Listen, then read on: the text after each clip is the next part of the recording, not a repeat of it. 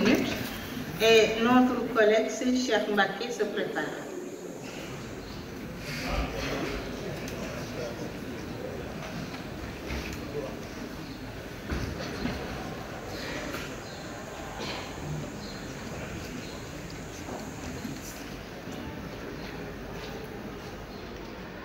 Merci bien, Madame la Présidente.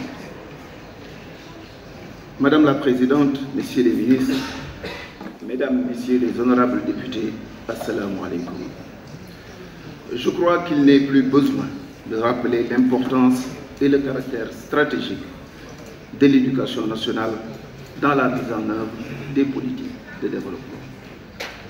À ce titre, le président Senghor disait « Sans homme formé, conscient et consciencieux, il est inutile de parler de développement. » Le professeur Souleymane Bachir Diagne lui dit, parlant de l'école, quelle est la matrice du monde, l'usine de demain.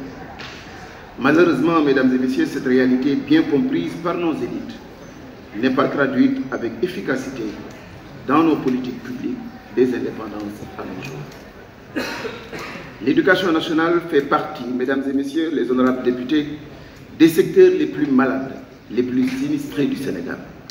En effet, les sureffectifs dans les classes, la vétusté des écoles, les abris provisoires, la suspicion de fraude aux examens les années passées, un taux d'achèvement encore très faible, l'inflation revendicative qui s'est emparée du secteur dans les examens, l'inflation revendicative qui s'est emparée du secteur et la faiblesse des pourcentages d'élèves reçus aux examens forment le tableau peu reluisant de notre école. Même si par ailleurs, je le signale pour le remarquer et le reconnaître que des efforts non négligeables ont été consentis. Monsieur le ministre, honorable député, l'éducation nationale, depuis des décennies, vit des crises cycliques, et cela au détriment de la performance et de la qualité qui devraient être ses seuls éléments de caractérisation et d'appréciation.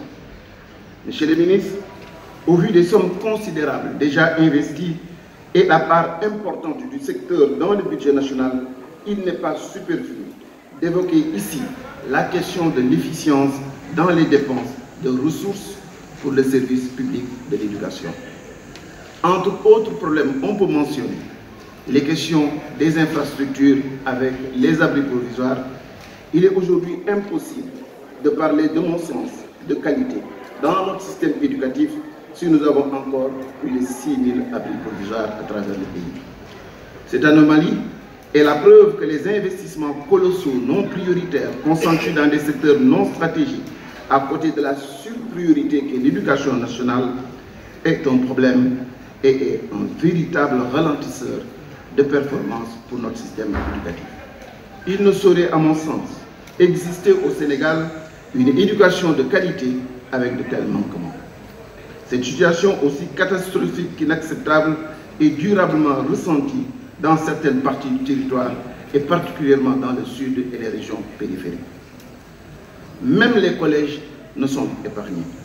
Ces abris qui sont une plaie pour notre système éducatif exposent les enseignants et les élèves à la merci des intempéries et autres inconforts. Monsieur le ministre, la vétusté des écoles, surtout celle de Saint-Louis, pose problème. En effet, nombreuses sont les établissements scolaires menaçant ruine à Saint-Louis du fait de leur âge. L'école Khayar Mbeng, 1865, et l'école Justin Ndiaye tombent en lambeaux. Le collège Amadou Gueye Clédor et l'école Diawarsar sont fermées. Les écoles de Guetna, Cheikh Touré et Abdoulaye Mbengue Khali ne sont pas mieux lotis, laissant des centaines d'étudiants dans la rue depuis l'ouverture des classes. La menace que constitue le changement climatique avec la destruction par la mer d'écoles accentue encore davantage la vulnérabilité de notre système éducatif. Monsieur le ministre, honorables députés, une école de qualité va de pair avec des conditions de vie et d'études acceptables en milieu scolaire. En plus de la vétusté des salles de classe avec la part importante des abris provisoires, il y a l'éternel problème du manque de tables-bancs. Combien sont-elles ces écoles avec un déficit criard de tables-bancs où les élèves s'asseyent à trois dans une promiscuité indescriptible? Entre autres problèmes, il y a les récurrents problèmes du personnel avec les lenteurs administratives qui ne s'expliquent pas. Malgré les promesses et engagements du gouvernement, des milliers d'enseignants courent encore derrière des actes de validation, de reclassement ou d'avancement, et puis encore derrière de simples numéros de projet. Où en êtes-vous, monsieur le ministre, avec les rappels au moment où on nous parle de tension de trésorerie? Les inspecteurs sont en grève depuis assez longtemps et ont bouclé une dizaine de plans d'action. Ils viennent d'ailleurs d'organiser une marche nationale, ce qui est une première. Les formateurs, au niveau des CRFPE, n'ont pas encore de statut clair et parcourent le pays accomplissant leur mission de formation et d'encadrement sans aucune indemnité. Mais chez les honorables députés, le non-respect des engagements du gouvernement alimente l'inflation revendicative dans les milieux scolaires. Monsieur le ministre, le gouvernement semble jouer avec le nerf des enseignants. Comment expliquer, avec l'augmentation de 15 000 francs sur l'indemnité de logement, que les enseignants se sont pour la plupart d'entre eux retrouvés avec un salaire en baisse depuis une augmentation de 15 000 francs? C'est peut-être cela la raison pour laquelle les enseignants disent à qui veut l'entendre que le gouvernement ruse avec eux, alors qu'ils ne réclament pour les fonctionnaires qu'ils sont que de l'équité, de la considération et le respect de leurs droits et des engagements pour lesquels l'État a engagé son signature devant les partenaires. Monsieur le ministre, l'internat en son temps avait permis à beaucoup d'élèves méritants, parce que brillants, issus de milieux défavorisés, de poursuivre sans difficulté un cursus scolaire à l'abri des contingences. Ces milliers d'élèves formés dans les lycées sous le régime de l'internat sont aujourd'hui l'épine dorsale de la haute administration, des banques et autres structures privées de notre pays. Aujourd'hui, Diourbel, Gorée et Saint-Louis, à travers Mariamaba et les Prytanée, sont de vrais motifs de satisfaction. Alors ma question, monsieur le ministre, est de savoir s'il est ou non dans votre programme de dupliquer ces modèles dans au moins 6 régions du pays, parce que indiscutablement, ces lycées, s'ils venaient à être augmentés à 18 dans le pays, seront les moteurs de la qualité dans notre système éducatif. Ils seront aussi une excellente offre en matière de territorialisation des opportunités éducatives. Et enfin, ils installeront une véritable culture de l'émulation et de la compétition, entre autres, entre élèves et entre les enseignants en charge de ces établissements. Monsieur le ministre, jàpp naa ni ay la yëwoon kenn mënul wax ni gouvernement yi fi jaar defuñu benn effort jëm ci système éducatif. Mais li wér bu wóor moo di école bi doy na waar, barab yi ñuy jàngee jéggi na dayo, conditions yi ñuy jàngee jéggi na dayo. Su ma ñëwee ci dëkk bi nga xamee ne fa laa soxla ko gis naa ni école xaw na fa lompañ, am na ay jafe-jafe yu mat consécutivement ci ay situation yoo xamee ni yii jàngaayu école yi wala seen magataay moo ko indi, yeneen yi jafe-jafe yi nekk si booru géej gi moo ñu ko yóbbee. Kon ma jàpp ni comme borom xam-xam yu mag yi, su ma jëlee sax maître Abdoulaye Wade da daan wax naan dis-moi quelle jeunesse tu as, je te dirai quel pays tu seras.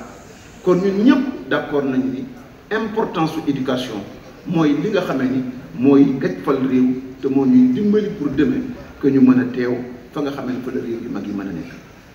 Te nit ki mënuloo ni da ngay développer te toppatoo sa système éducatif. Jàpp naa ni depuis indépendance yi ba léegi suñu école dafa am benn affaire bu ko manqué muy li nga xamee ni la citoyenneté, le sentiment d'appartenance, yëg ni ci benn projet collectif nga bokk. École fa mu ci waroon taxaw ak na mu waroon dimbalee doomu aadama yi pour ñu mën a jouer seen rôle yooyu daf ci manqué. Ba tey jii jàpp naa ni développement du mën a am ci réew ndaree amu leen une masse critique de citoyens capable de comprendre les politiques définies, capable aussi de comprendre les interactions, mën a topp action au gouvernement bu mu mën a doon tant que amuñu nit yu mel noonu du ñu mën a def développement. Te école moo ñu ko mën a may. Su fekkente ni suñuy taux ci examen yi dafa faible bay bëgg a jéggi dayoo, su fekkente ni taux d'achèvement yi dafa des, su fekkente ni qualité d'enseignement bi dafa des, conditions yi jàngalekat yi war a nekk, kon jàpp naa ni ay défis yu mag a mag a mag moo nekk ci sa doon. Kenn mënul wax ni tey jii système éducatif bi amul ay jafe-jafe, amul taxawaay ji la. Man day d'accord naa ni su ma nekkoon ci seen place bi dinaa assumer un déficit dans le budget beaucoup plus grand jëm ci wàllu éducation ndax lépp lu ñu mën a investir ak fu ñu ko mën ci investir te demul ci jàngu xale yi investissement la boo xamee ne en pure perte lay doon parce que tant que réew yi nga xamee ne ñoo yëkkati ko yëpp def développement am citoyenneté bu mën a permettre nit ñi ñu assumer le contrôle et l'efficacité de la transparence dans les gestions fu mu ci mën ci doon ñu ngi ko am bi ñu amee masse critique bu doomu aadama yoo xamee ni jëli nañu nandite nañu te loolu dafa am solo ci li nga xamee ni mooy critère ak condition yi nga xamee ni moom la ñu war a defee suñu système éducatif maa ngi leen di gërëm di leen sant jërë ngeen jëf. Merci honorable. La parole à notre collègue Serigne Cheikh Mbacké pour 10 minutes et notre collègue Aïmirou Gningue se prépare.